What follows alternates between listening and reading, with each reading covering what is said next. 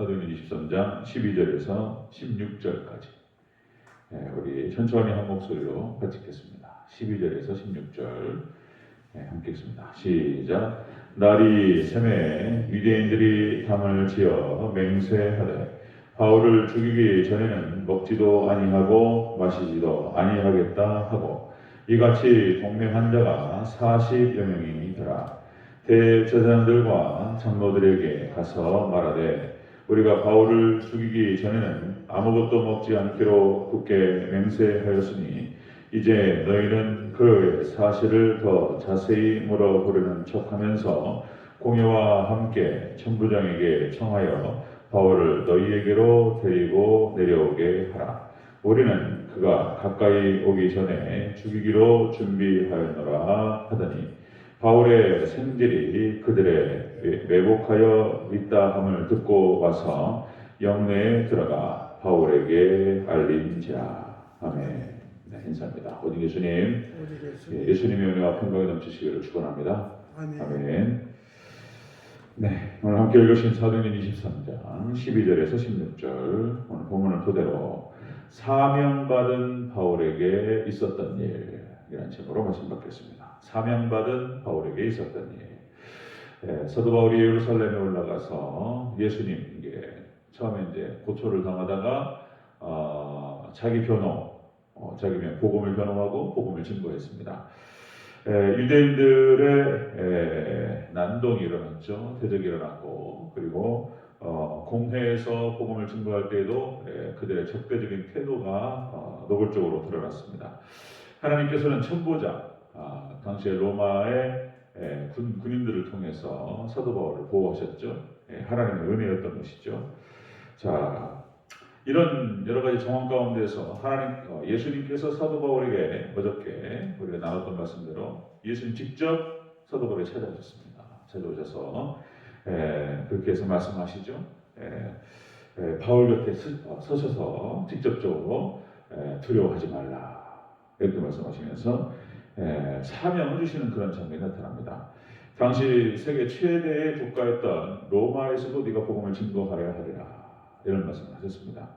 자, 이렇게 사도 바울은 더 큰 사명을 받게 됩니다. 예수님께 더 큰 사명을 받았는데 중요한 것은 이렇게 큰 사명을 받고 대로가 열리고 막 길이 뚫리고 막 이렇게 되는 것이 아니라 오히려 더 큰 박해가 찾았다는 거예요.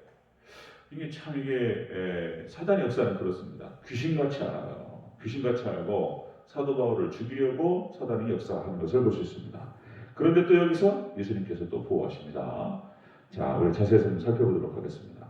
자, 사명받은 바울에게 있었던 일. 첫 번째로 유대인들 중 40명이 바울을 죽이려 했다. 이렇게 기록됩니다. 우리 12절 13절을 다시 한번 읽겠습니다. 12절 13절 시작. 날이 새매 유대인들이 당을 지어 맹세하되 바울을 죽이기 전에는 먹지도 아니하고 마시지도 아니하겠다 하고 이같이 동맹한 자가 40여 명이더라. 아멘. 예수님께 큰 사명을 받아가지고 이제 쫙 가면 되는 거예요. 그랬더니 오히려 더 큰 박해가 찾아왔다는 것입니다. 유대인들이 40여 명이 바울을 죽이기로 칼을 갈고 그 빈틈을 찾아서 죽여버리겠다. 이런 일이 벌어졌던 것입니다. 악인들이 주의 종을 박해하고 죽이려 하는 그런 장면들을 볼 수 있습니다. 여기서 죽인다라고 하는 뜻이 원어 뜻이 그런 겁니다. 도살, 살해 이런 뜻입니다. 그리고 큰절 이런 뜻이에요. 끊어버리겠다는 거예요. 무시무시한 표현입니다. 이게 아포크테이노 이게 굉장히 강력한 표현인데 근절시키겠다, 끊어버리겠다 이런 표현이에요. 악인들의 주의 종에 대해서 이렇게 죽이기로 결심했다.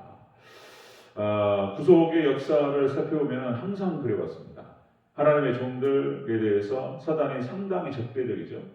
노아의 홍수 심판도 마찬가지였습니다. 노아의 홍수 심판도 노아를 그냥 부정하고 반대하는 정도가 아니었고 사실상 노아에 대해서 사람들의 태도는 그런 것이었죠. 왕따 시키고 공격하고 때에 따라서는 이렇게 어느 정도 죽음으로 몰아가는 이런 반대가 있었다는 것이죠. 소돔과 고모라에서도 롯도 마찬가지입니다. 롯이 구원받는 것도 역시 그 소돔과 고모라 성에 있는 사람들이 롯에 대해서 굉장히 적대적입니다. 그런 모습들.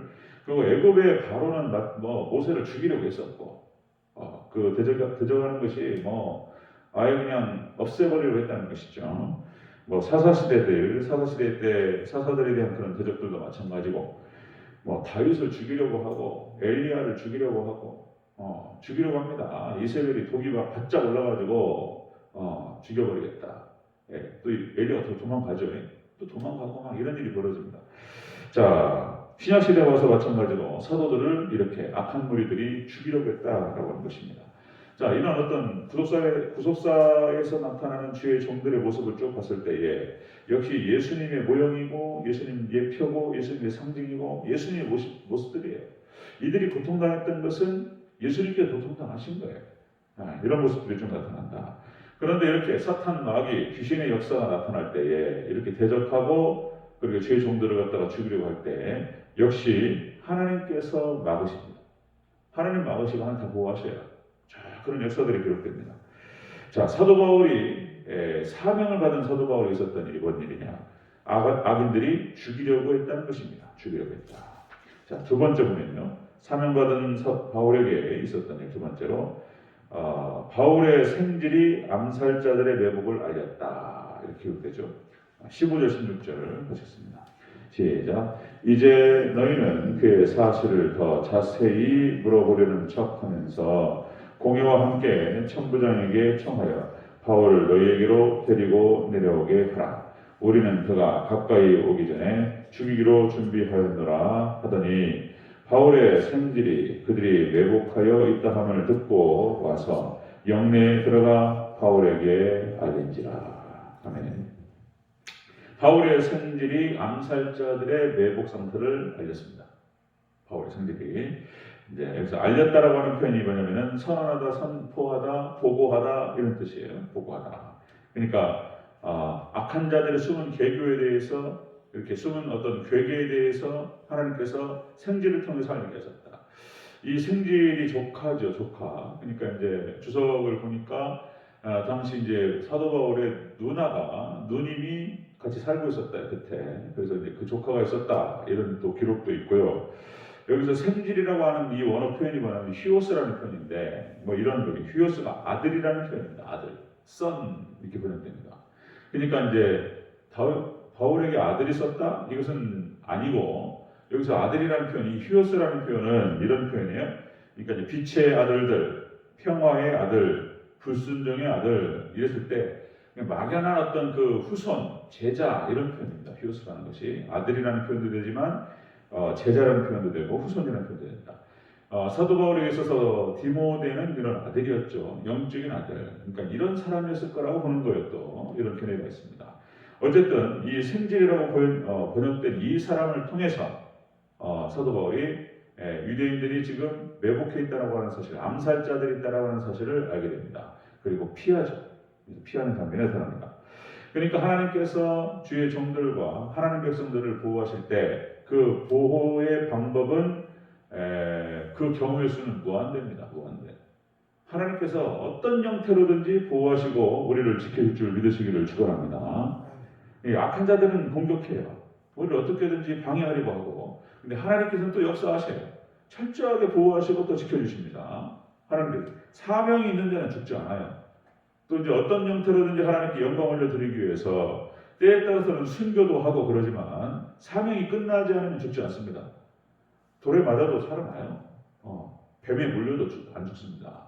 이런 모습들을 줄 볼 수 있는데 하나님의 보호의 방법은 무궁무진하다 이렇게 얘기할 수 있습니다. 엘리야가 갈멜산 전투에서 승리합니다. 하나님께서 엘리야의 기도를 들으시고 응답하셨다. 그래서 당시 이스라엘 백성들이 다 지켜보고 있었어요. 수많은 무리들이. 그리고 이제 엘리야의 승리가 확실시 되니까 그리고 이제 많은 사람들이 보는 앞에서 칼을 들고 850명의 바알과 아세라 섬기는 그런 선자들을 다 죽입니다. 그러니까 하나님께서 이렇게 대승을 통해서 엘리야를 하나님께서 도우시고 함께 하시는 것도 있고요. 그리고 엘리야가 어려우면은 까마귀를 통해서라도 도와주십니다. 짐승이 도와줘요. 와서 사람이 안 되면 짐승을 보내서라도 하나님께서 보호하신다. 그 다음에 뭐 그때도 말씀을 드렸지만 다윗이 위기 상황에 빠지니까 적군 이방인을 통해서라도 도와주셔야 해요. 그런 장면이 사무엘상 23장 25절 17절에 나오는데요. 자, 이는 사울과 그 사람들이 다윗과 그의 사람들을 에워싸고 잡으려 함이더라. 전령이 사울에게 와서 이르되 급히 오소서 블레셋 사람들이 땅을 침노하나이다. 그러니까 이제 다 코너에 몰아가지고 다 포위를 했어요. 이제 딱 들어가 죽이려고 하는데 이제 전령령 가지고 딱 얘기하는 거예요. 지금 본진에 블레셋이 지금 쳐들어왔다. 그러니까 이 뒤가 급하잖아요. 그러니까 싹 철수해가지고 그쪽으로 회전하는 것을 볼 수 있습니다. 하나님께서 다윗이 죽을 상황이니까 뒤에서 또 딱 하나님께 그런 장면을 연출하시는 것을 볼 수 있죠. 그 다음에 뭐 다윗을 도와주는 요나단이라든지, 요나단이 누구예요? 요나단이 사울의 아들이잖아요. 그러니까 요나단도 참 특이한 거예요. 그냥 가만히 있으면 아버지가 다 하시잖아요. 가만히 있으면 아버지가 다 정리하실 것이고 다윗을 죽이실 것이고 그리고 그 대권은 자격이 내려올 텐데 자연스럽게 그냥 가만히 있어도 될 텐데 굳이 요나단에 나서가지고 다윗을 살려주고 또 피신 보내고 또 보호하고 또 이런단 말이죠. 그러니까 참 하나님께 도와주실 방법이 너무나 다양하다. 자, 이스라엘 백성들, 출애굽한 이스라엘 백성들 하나님 도와주실 때 동행하세요. 그냥 들고 그냥 같이 인도해 버리세요. 뭐 어려운 것들 좀 다 커버해 버리세요. 하나님께서 그런 장면들. 그 다음에 또 뭐 다니엘과 세 친구 상황이 위급하니까 직접 와버려요. 하나님께서 그냥 예수님이 직접 내려오시고 풀무불에 그냥 딱 같이 들어가 계세요. 그냥 사자굴에 같이 계세요. 하나님께서 우리 하나님 백성들 철저히 보호하시는 줄 믿으시기를 바랍니다. 보호하셔요. 그 방법은 너무나 많으니 그냥 무한대. 하나님께 딱 지키실 때는 그런 것이죠. 자, 바울이 위기 상황에 빠졌습니다. 암살자들이 암살 계획을 세웠습니다. 40명이에요. 또 숫자가 40이에요. 다시. 그러니까 이 사람들이 밥도 먹지 않겠다. 독이 바짝 올라가지고 사단이 딱 죽이려고 하니까 하나님께서 그 모든 괴계를 파악하시고 알게 하시면서 피하게 하신다 라고 하는 것입니다. 자, 그래서 우리가 구속사 성경의 역사 속에서 하나님 백성들과 하나님의 종들에 대해서 어떻게 지키시고 보호하시는지 우리가 확인을 할 수 있게 됩니다. 자, 사명받은 바울에게 있었던 일. 역시 첫 번째로 악인들이 죽이려 했고 그리고 하나님께서는 직접적으로 오셔서 보호하시는 면을 볼 수 있습니다. 여러분들 성경을 보면 볼수록 바로 깨닫기만 하면 이것이 이제 그런 거구나. 그냥 확신이라고 하는 것이 내가 믿어야 되겠다고만 하는 것이 아니고 말씀의 사건만 정확하게 알면 그 확신이 들어오는 줄로 믿습니다. 말씀을 다 깊이 깨달으시고 하나님의 보호하심과 함께하심을 믿으시고 주님께서 우리에게 맡겨진 사명 잘 감당하는 저와 여러분 되시기를 주의 이름으로 축원합니다. 아멘. 기도하겠습니다.